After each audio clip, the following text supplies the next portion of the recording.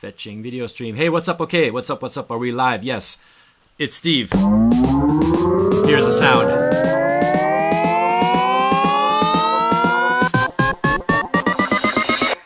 All right, this video is for Enrique down in Brazil. You were asking me how to make that chopped riser sound from the YouTube video. I put the video in the link with a timestamp of where that riser is happening. And I want to show you what I did to make the layers in this sound. So hopefully this stream is working. It looks like, I think it's working. I don't know. We'll find out. If it's not working, I'll delete it and start over. So let me play the sound again. Here's what we got.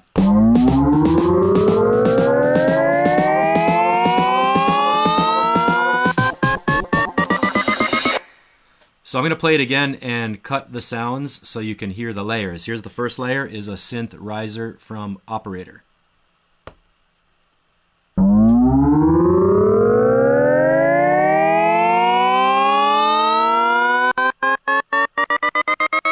You can see the AutoPan clicked on to make that chop sound.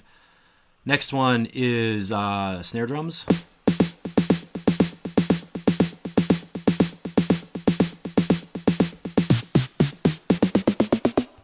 That time we had an LFO click in to make the pitch go up.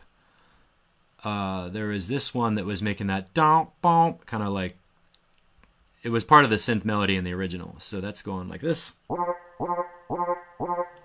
Watch the LFO.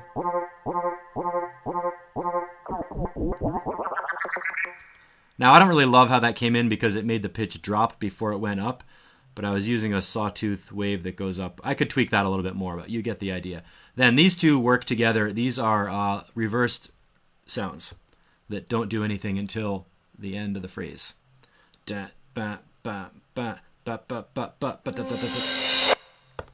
Like that. And so let's play this all together again.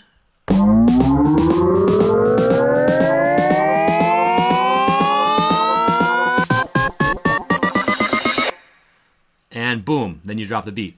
So let me show you a little more about how I made the chop sound in the riser modulator. That was your first question. AutoPan does it for you if you get your controls working. If you turn up the AutoPan and set the settings like I'm going to show you right now. Okay. So what I did is I have the amount up at 100%. The rate is going from...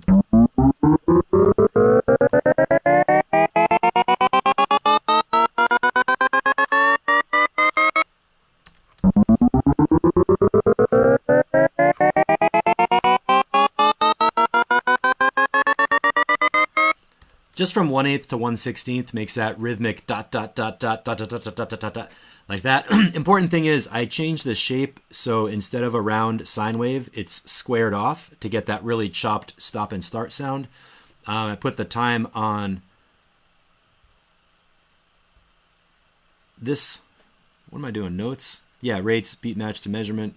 Instead of like a waveform, I wanted it beat match to actually the BPM of the track. So that's where I got the 8th note and 16th note. And then for the offset thing, I'm using that because it wasn't exactly with the metronome.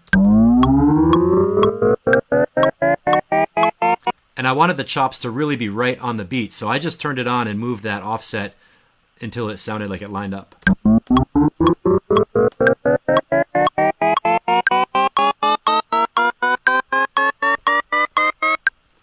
You can hear that now it's kind of clicking exactly with the metronome.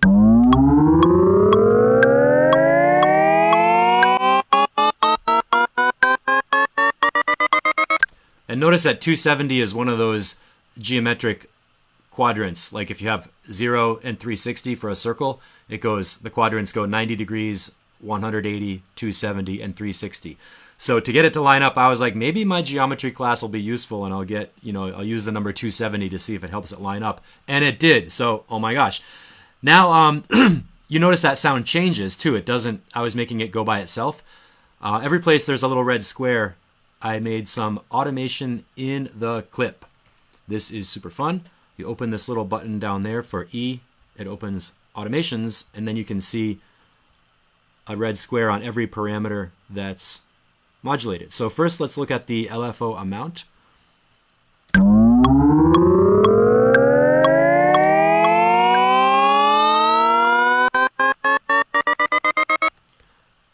you might notice I had to make the LFO click on. My mouse is a little fucked up. A little bit before the downbeat of bar 4.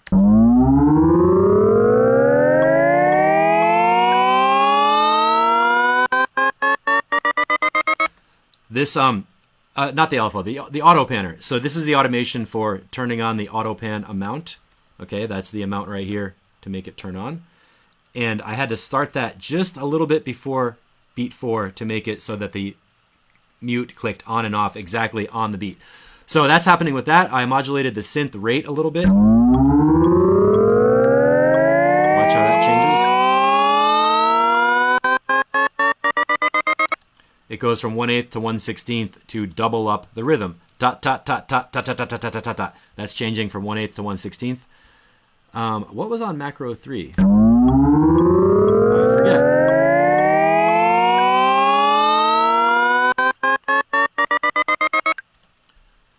Let me just look at that.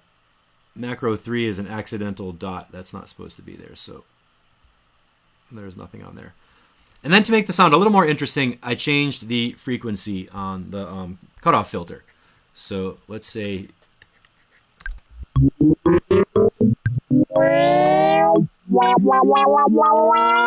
low pass filters are tons of fun, so I slowly changed the filter to make it open up over the course of the riser. And you can see that's going right there.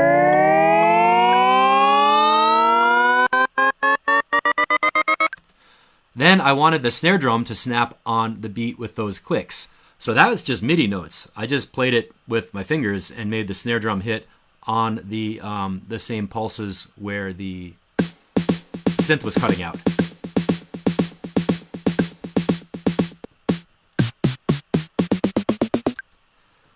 There is a little bit of effects on there, so before we get into how that delay is making those multi-taps, let's listen to these snare drum beats just purely with the metronome. With the metronome, I said.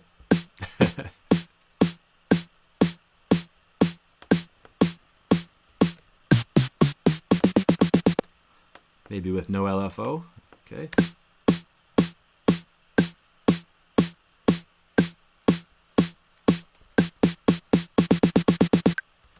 Dot, dot, dot, dot, dot, dot, dot, dot, dot, dot. So here are quarter notes going in on those hits.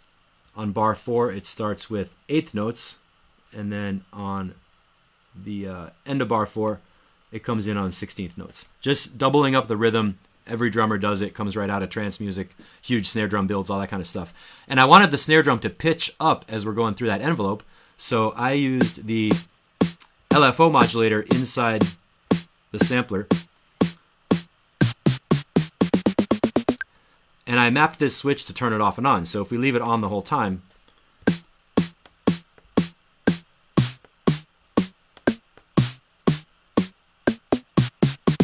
that's what the LFO is doing. That's not looped. Okay. And for this LFO, I chose the wave shape of an upwards sawtooth, so it's going to make the pitch go up. I set the timing of it to be on one beat or whatever, so that was, I had to listen to that to make it sound right. I did it with a synchronized timing instead of a free hertz, like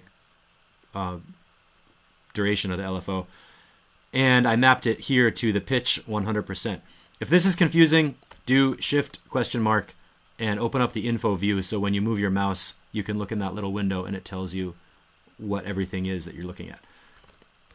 So that's how I made the pitch go up on the snare drum. And then I did kind of the same thing on this, whatever the sound is, synth kind of thing. Watch the LFO. And that one kind of sounds a little weird with the pitch envelope going down first and then coming back up. But I'm not going to get super into fine-tuning that. Another way to do it might be to record the audio and just do a pitch shift on the audio. That's up to you. There's always a lot of ways to do sound design, so I'm showing you just how I did this one. Now, here's a little bit of a challenge with the cymbals. The original sounds were right here. Oops.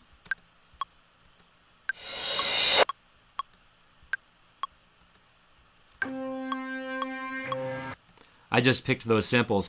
Notice that this sample is not that long and it's not warped. So what I did was I dragged it into the timeline view, kind of like this. Come here. Jump, jump, jump. And if I know that I want my riser to be 4 bars long, I just did this kind of thing. I put the symbol at the end of the 4 bars, and then I used the command. Oh, I want to only make sure I only do that track. So I select the time I want to do it with, and then I did Command J or consolidate. We don't get that in there, but Command J, consolidate, and it turns it into one piece of audio. And the important part about that is I want the audio to go for 4 bars so I can trigger the clip at the beginning, and that symbol doesn't happen until the end.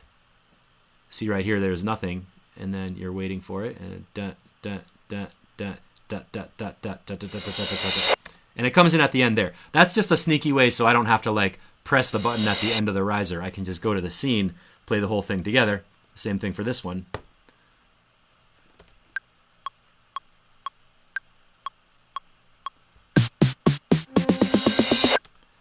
And I think in the original song, this one that goes, wah, I think that was a vocal where they're like, hey, and then they just reverse the speech or something like that. So lots of sounds sound good when you reverse them. Let's listen to this whole thing again with all the parts.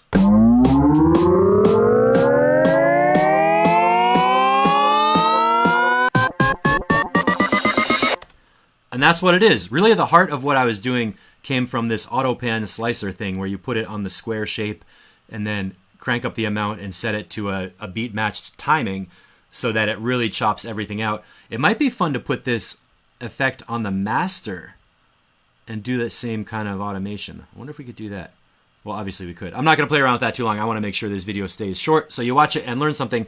So leave me a comment if you can hear this and see this and learn something from it. And if you have any questions, leave a comment. I'll be happy to talk about it some more. Enrique, thank you for asking me this question. It's kind of fun doing sound design. Normally, I don't try to copy other people's sounds, but I like the technique. So what I want you to get from this is copy the technique, use it with your own sounds, make it original, and then you'll have some interesting stuff to play with. All right, see you all next time in video.